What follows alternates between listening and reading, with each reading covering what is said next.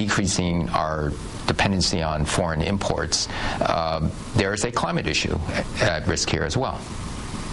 And I know the climate issue is part of your enthusiasm for nuclear power, something that potentially has a much, much smaller carbon impact, but which has other risks, including the production, when used as directed, as they say, production of dangerous nuclear waste. With Yucca Mountain seemingly off the table and the plans to open up a lot of new nuclear power plants, where's that waste going to go? Well, we think that there are better options. When the Nuclear Waste Act was passed in the early 80s, there were certain constraints on it. Then there was a Supreme Court ruling that said that the long-term geological repositories had to be demonstrated safety for up to 1 million years. There are better solutions. There are new technologies.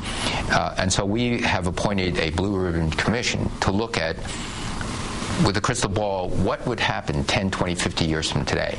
Based on reasonable choices of what would happen, what would be better strategies and how to deal with the back end of the fuel cycle, including the final disposition of the waste. I personally think that we have a long way to go. We are using, you mine the uranium out of the ground, you use a very small fraction of the energy content of that material, less than 1%.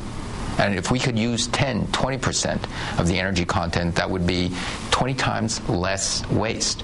We also think we can decrease the lifetime. So I think this is a long-term thing.